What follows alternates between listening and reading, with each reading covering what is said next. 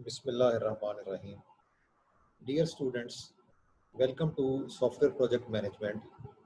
हम software cost estimation पे बात कर रहे हैं और ये आज का लेक्चर इस सीरीज़ का आखिरी लेक्चर है। इसमें हम एस्टिमेशन टेक्निक्स पे बात करेंगे, जिसमें से कुछ जो टेक्निक्स हैं वो आपको इस स्लाइड पे नज़र आ रही हैं। पहली है एल्गोरिथमिक कॉस्ट मॉडलिंग, दूसरी है एक्सपर्ट जजमेंट, तीसरी है एस्टिमेशन बाय एनालॉजी और चौथी है पार्किंसंस लॉ और पांचवी है प्राइसिंग टू विन। अब इन पांचों का ब्रीफ ओवरव्यू आपको देते हैं। एल्गोरिथमिक कॉस्ट मॉडलिंग में ये होता है कि हम हिस्टोरिकल जो कॉस्ट इंफॉर्मेशन है जो किसी भी सॉफ्टवेयर मैट्रिक्स से रिलेट कर रही होती है, अमूमन इसके साइज की बात होती है। यहाँ पर साइज वर्सेस कॉस्ट, इसकी जो हिस्टोरिकल कॉस्ट इंफॉर्मेशन हमारे पास पड़ी होती है उसका मॉडल होता है ये। और इसमें हम एस्टिमेट कैसे लगाते हैं कि हम अपना जो एस्टिमेट होता है वो किसी न किसी मीट्रिक की बुनियाद पर इस मॉडल को देते हैं और फिर वो इसको प्रेडिक्ट करके हमें अपने जो हिस्टोरिकल कॉस्ट इंफॉर्मेशन है उससे हमें उसकी एफर्ट रिक्वायर्ड और दूसरी चीज़ों से कॉस्ट हमें बता देता है। और जो एक्सपर्ट जजमेंट है इसमें ये होता है कि मुख्तलिफ एक्सपर्ट्स जो होते हैं वो जिनका ताल्लुक सॉफ्टवेयर डेवलपमेंट टेक्निक्स से या एप्लीकेशन डोमेन से होता है, खसूसी तौर पे जिस सॉफ्टवेयर प्रोजेक्ट के लिए आप काम कर रहे हैं या जिसकी कॉस्ट आपने एस्टिमेट करनी है, उस डोमेन के जो ख़ास एक्सपर्ट्स होते हैं उनको आप कंसल्ट करते हैं और उनकी कंसल्टेशन से आप प्रोजेक्ट की कॉस्ट को एक बार एस्टिमेट कर लेते हो और फिर उनके जो एस्टिमेट्स होते हैं उनको आपस में कंपेयर करके डिस्कस करते हैं। और ये जो प्रोसेस होता है कंपैरिजन और डिस्कशन का, ये आइटरेटिव प्रोसेस होता है और जब तक कि एक एग्रीड एस्टिमेट पे आप ना पहुंच जाएं, आप उनसे कॉस्ट जो है वो रिवाइज करवाते रहते हैं। इसके बाद है एस्टिमेशन बाय एनालॉजी। जिस तरह आप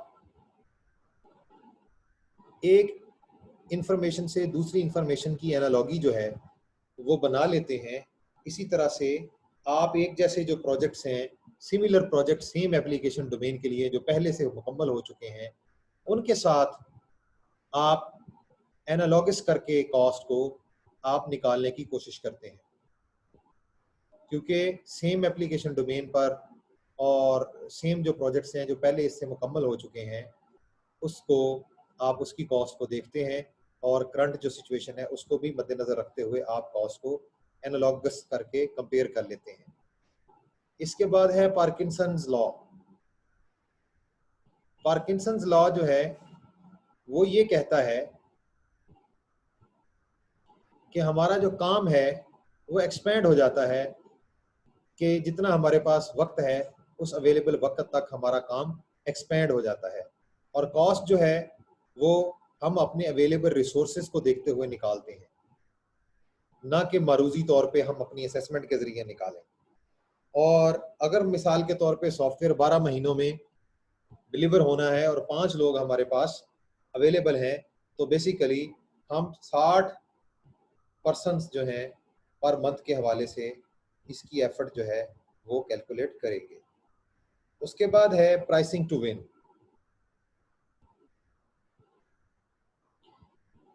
प्राइसिंग टू विन का मुराद ये है कि हमें ये देखना पड़ता है कि कस्टमर के पास इस प्रोजेक्ट के पास खर्चने के लिए कितना पैसा है। हम ये नहीं देखते कि सॉफ्टवेयर की फंक्शनैलिटी पे कितना खर्च आएगा और इस पे हमारा क्या लगेगा। बेसिकली ये एस्टिमेट जो है ये खसूसी तौर पे कस्टमर के बजट पे डिपेंड करता है।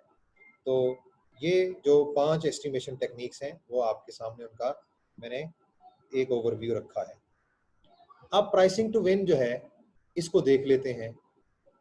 इसमें बेसिकली हमारी कॉस्ट जो है वो कस्टमर के पास जितने पैसे हैं खर्च करने के लिए वो उस पर डिपेंड करती है। यानी हम ये अंदाजा लगा लेते हैं कि कस्टमर हमें कितना दे सकता है। तो इससे हमें ये तो फायदा मिल जाता है कि हमें कॉन्ट्रैक्ट एक बार मिल जाता है, क्योंकि कस्टमर के पास जितने पैसे हैं हमने तकरीबन उतनी उसको, उसके करीब करीब उसको हमने जो सॉफ्टवेयर की प्राइस है वो ऑफर कर दी। अब हमें कॉन्ट्रैक्ट तो हासिल हो जाएगा, लेकिन इसका डिसएडवांटेज क्या है?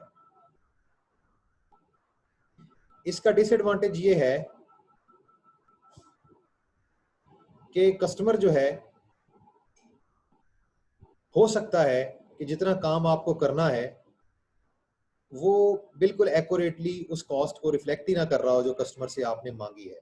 यानी आप इसमें 50-50 चांस पे होते हैं, या तो पैसे सारे डूब जाएंगे, आपको बहुत ज़्यादा एफर्ट करके सिस्टम बनाना पड़ेगा और जितनी आपने कस्टमर से पैसे चार्ज किए हैं उस पैसों में आपका काम नहीं हो पाएगा और आप जो है, आपको ये प्रोजेक्ट जो है नुकसान में जाएगा। या फिर इसका इन्वर्स भी हो सकता है।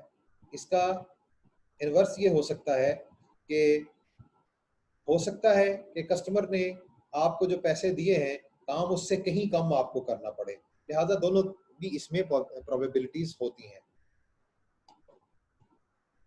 अब आ गई top down and bottom up estimation. हम टॉप डाउन या बॉटम अप दोनों में से कोई टेक्निक भी इस्तेमाल कर सकते हैं। मिसाल के तौर पे टॉप डाउन एस्टिमेशन में ये होता है कि हम सिस्टम के टॉप लेवल से शुरू करते हैं, टॉप हायरार्किकल लेवल से शुरू करते हैं और ओवरऑल सिस्टम की फंक्शनैलिटी को असेस करते हैं और फिर उसके बाद हम आगे देखते हैं कि ये जो हमारी फंक्शनैलिटी है ये सब सिस्टम्स में कैसे डिलीवर होगी और फिर उसकी जो है प्रोडक्टिविटी वो मेजर की जाती है, उस पर एफर्ट मेजर की जाती है।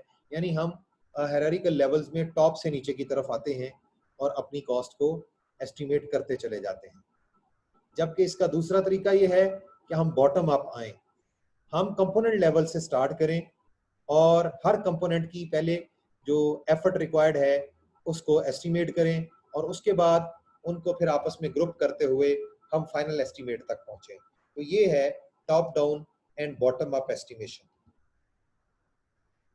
टॉप डाउन एस्टिमेशन में हमें ये होता है कि जब हमारे पास सिस्टम के आर्किटेक्चर का इंटरनल नॉलेज अभी इतना नहीं है हमारे पास और उनके कंपोनेंट्स को अभी हम इतना नहीं जानते, तो वहां हमें टॉप डाउन एस्टिमेशन जो है इसको जो है वो कंसिडर करना चाहिए। इसमें जो इंटीग्रेशन कॉस्ट है, कॉन्फ़िगरेशन कॉस्ट है और डॉक्यूमेंटेशन की कॉस्ट है वो भी हम इसमें जो है उनको एस्टिमेशन में कंसिडर करते हैं।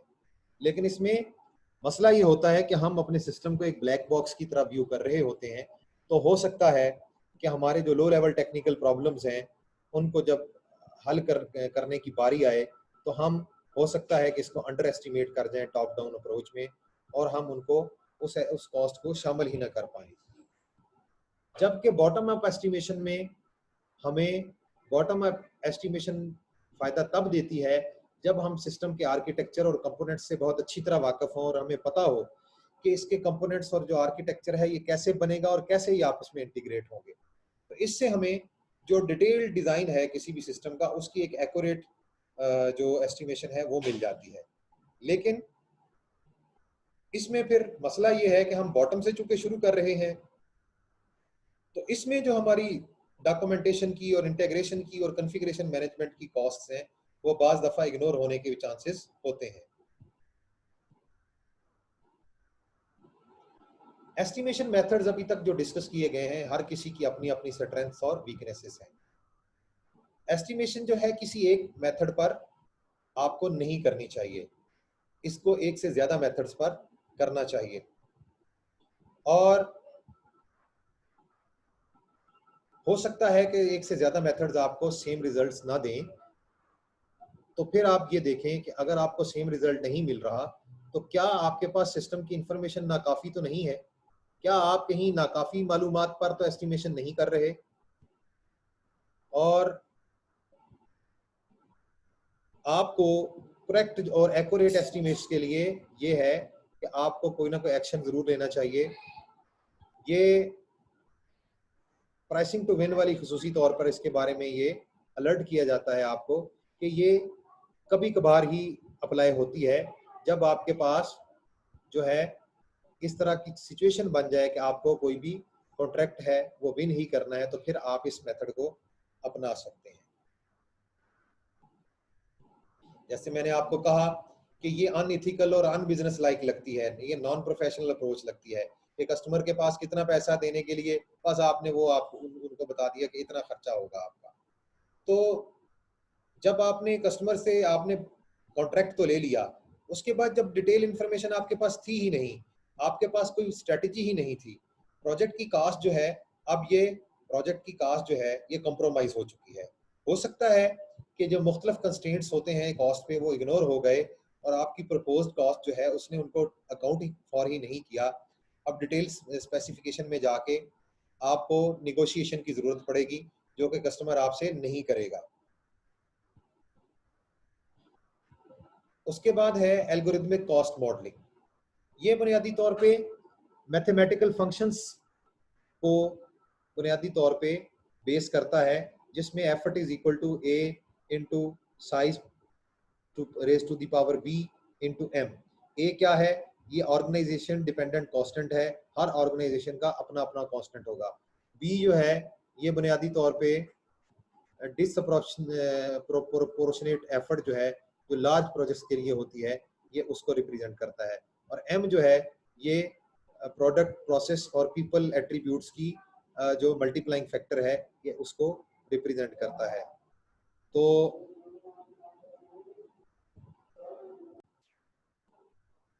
हमारे पास जो प्रोडक्ट एट्रीब्यूट है कॉस्ट एस्टिमेशन के लिए, उसमें बुनियादी तौर पे कोड का साइज जो है इसको हम कंसिडर करते हैं। और अगरचे एल्गोरिथमिक कॉस्ट मॉडल्स में अक्सर मॉडल तो एक जैसे होते हैं, लेकिन ये हो सकता है कि जो ए है और बी है और जो एम है, इनके जो वैल्यूज़ हैं ये ऑर्गेनाइजेशन टू ऑर्गेनाइजेशन डिफर करें। अब हम एस्टिमेशन एक्यूरेसी पे बात कर लेते हैं।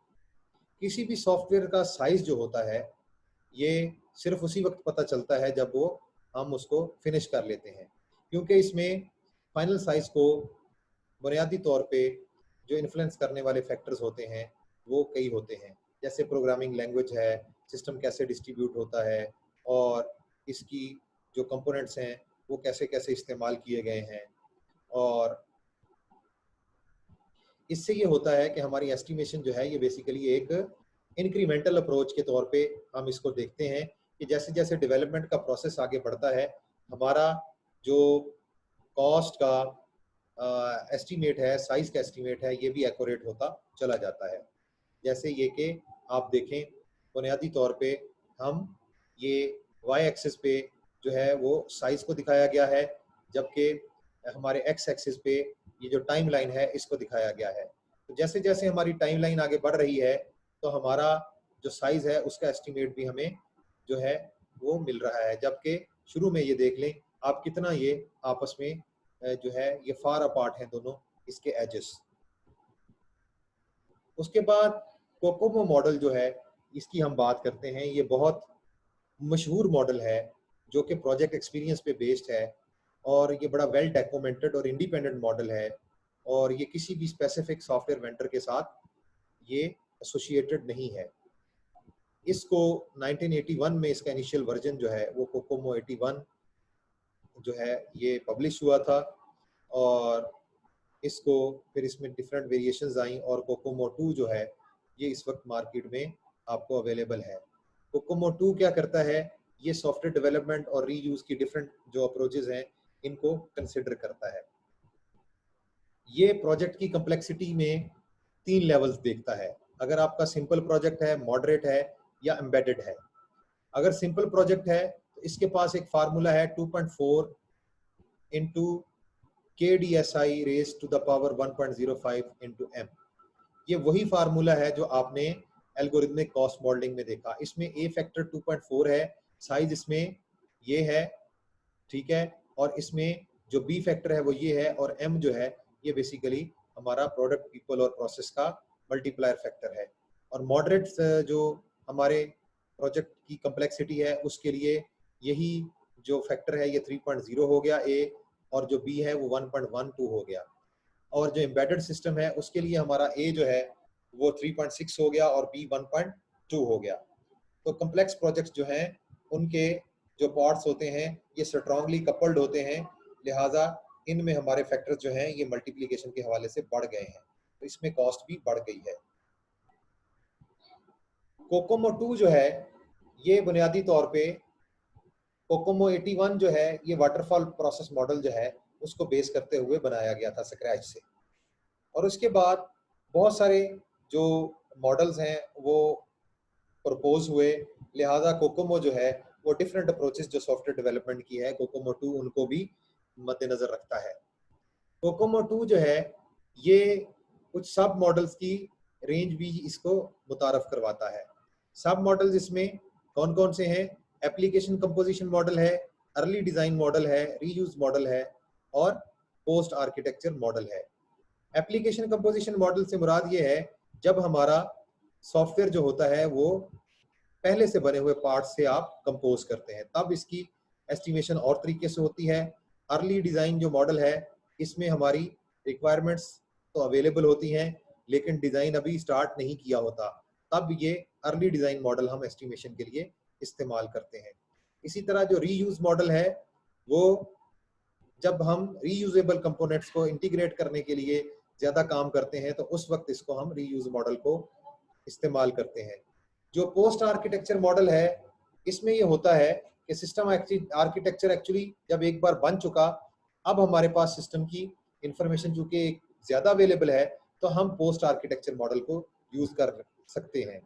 तो ये देखें आपके कोकोमो 2 जो है ये बेसिकली बड़ा फ्लेक्सिबल किस्म का मॉडल है जो कि 5 किस्म के सब मॉडल्स जो हैं ये आपको मुतारफ करवाता है। इनमें से आप जिस स्टेज पर भी हैं और आपका सिस्टम जिस तरह का भी है, इनमें से कोई भी मॉडल आप एस्टिमेशन के लिए चूज कर सकते हैं। और ये बुनियादी तौर पे जो 5 के 5 मॉडल्स हैं ये आपस में किस तरह से एस्टिमेशन करते हैं ये इस स्लाइड में आप देख सकते हैं। फिर ये एप्लीकेशन कंपोजिशन मॉडल में हमारे पास जो फार्मूला है वो बुनियादी तौर पे कुछ और चीज़ें भी हैं जिसको अकाउंट फॉर करता है। ये क्या करता है कि ये डेवलपर प्रोडक्टिविटी जो है ये एप्लीकेशन में इसके ऑब्जेक्ट पॉइंट्स को भी देखता है कि वो पर मंथ कितने हैं, और ये केस टूल जो इस्तेमाल हो रहा है उसको भी ये अपने अकाउंट फॉर करता है। तो इसमें जो पर्सन मंथ्स हैं वो पहले कैलकुलेट किए जाते हैं और अब उनको प्रोडक्टिविटी से तकसीम कर दिया जाता है। तो इसमें ऑब्जेक्ट पॉइंट जो प्रोडक्टिविटी है वो डेवलपर के एक्सपीरियंस पे डिपेंड करती है। अगर किसी का एक्सपीरियंस बहुत ही लो हो और केस मैच्योरिटी और कैपेबिलिटी भी बड़ी लो हो तो उसकी तकरीबन 4 के करीब जो है वो प्रोडक्टिविटी फैक्टर निकलता है, और जो बड़े हाईली एक्सपीरियंस्ड और केस टूल भी जिनको बड़ा चलाना आता है उनके लिए प्रोडक्टिविटी फैक्टर 50 है। ये दो एक्सट्रीम्स हैं जो आपको नजर आ रही हैं। उसके बाद इसी तरह से अर्ली डिजाइन मॉडल है जो कि हमारी रिक्वायरमेंट्स को भी मद्देनजर रखता है। इसमें जो हमारे पास मल्टीप्लिकेशन फैक्टर है ये काफ़ी ज़्यादा चीज़ें जो हैं इनको देखता है, जिसमें से novelty of the project, development flexibility, risk management है और प्रोसेस मैच्योरिटी है। इसके जो मल्टीप्लायर्स हैं उसमें प्रोडक्ट रिलायबिलिटी एंड कम्प्लेक्सिटी है, और जितना रीयूज रिक्वायर्ड है, प्लेटफॉर्म डिफिकल्टी है, पर्सनल एक्सपीरियंस है, पर्सनल की कैपेसिटी है, कैपेबिलिटी है, रिक्वायरमेंट का स्केजुअल है और टीम सपोर्ट फैसिलिटीज़ हैं। तो डियर स्टूडेंट्स, आपने देखा कि हमारे सॉफ्टवेयर कॉस्ट एस्टिमेशन के जो डिफरेंट मॉडल्स थे वो कैसे काम करते हैं और सॉफ्टवेयर कॉस्ट एस्टिमेशन कैसे की जाती है। ये सॉफ्टवेयर प्रोजेक्ट मैनेजमेंट के लिए कॉस्ट एस्टिमेशन का नॉलेज होना बहुत ज़रूरी है।